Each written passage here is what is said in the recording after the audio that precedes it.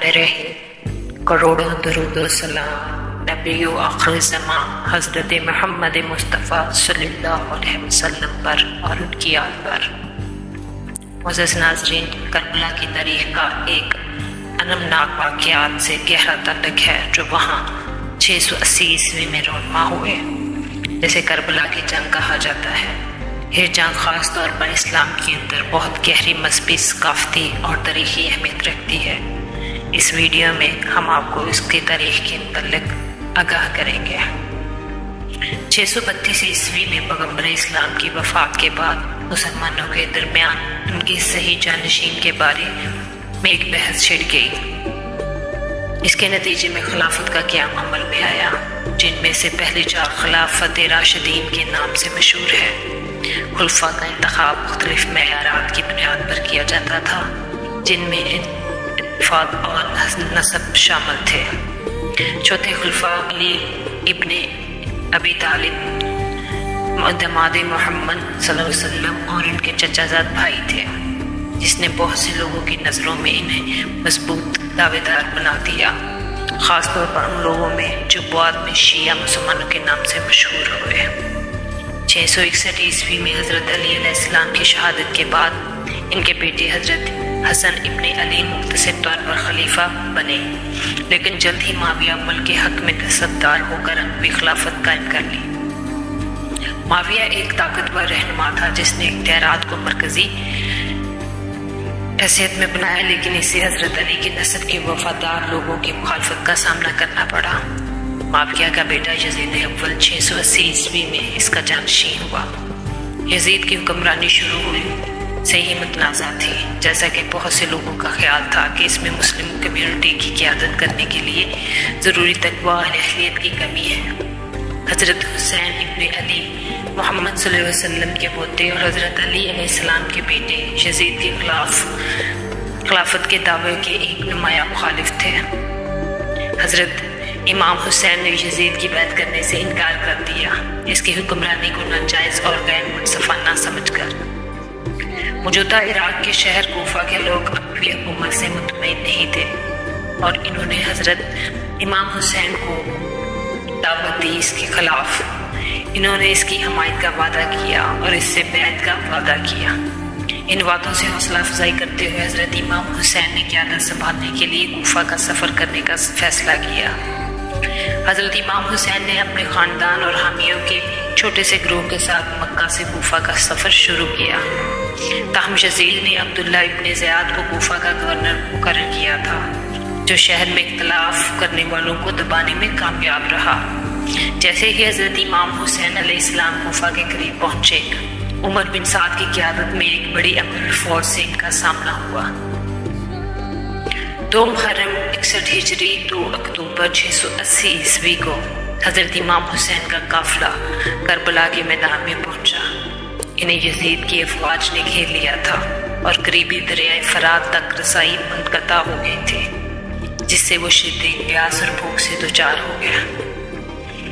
10 मुहर्रम 10 अक्टूबर 680 ईस्वी को जंग अपने अरूज को पहुंची। बहुत ज़्यादा तादाद में होने के बावजूद हज़रत इमाम हुसैन और इनके पैरोकार जंग में मसरूफ़ रहे। वो बहादुरी से लड़े, लेकिन एक एक करके शहीद हो गया। हज़रत इमाम हुसैन के साथियों ने बाशमूल इनके ख़ानदान के अफराद ने गैर मामूली बहादुरी का मुजाहरा किया, लेकिन वो बिलाखिर शहीद हो गया। हज़रत इमाम हुसैन अलैहिस्सलाम को दोपहर के वक़्त शहीद किया गया।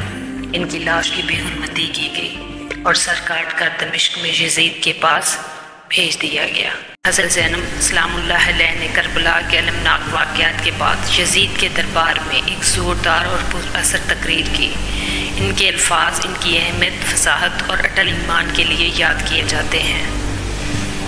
हज़रत ज़ैनब अलैहिस्सलाम ने फरमाया, ऐ यजीद, क्या तू समझता है कि अली रसूल को कत्ल करके तूने कोई शान और शौकत हासिल की है? तूने महज अपना गोश्त काट कर अपनी ही खाल के टुकड़े किए हैं। जो कुछ तूने किया है इसकी सज़ा तुझे दायमी मिलेगी। ऐ यजीद, वो दिन याद कर जब अल्लाह काजी और मोहम्मद सल्लल्लाहु अलैहि वसल्लम वकील होंगे और शोहदा का खून तेरे खिलाफ हुज्जत होगा। फिर तुम्हारी हैसियत उस शख्स की होगी जो अल्लाह के ग़ज़ब में मुब्तला हो गया हो।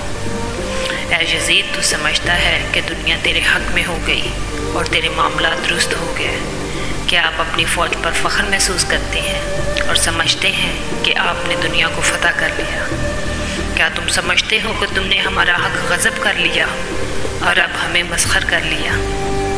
ٹھہرو ٹھہرو، اتنے خوش نہ ہو۔ کیا تم اللہ کا یہ فرمان بھول گئے کہ کافر یہ نہ سمجھے کہ ہماری مہلت ان کے لیے بہتر ہے؟ ہم انہیں صرف اس لیے مہلت دیتے ہیں کہ وہ گناہ میں پڑ جائیں اور ان کے لیے ذلت کا عذاب ہو۔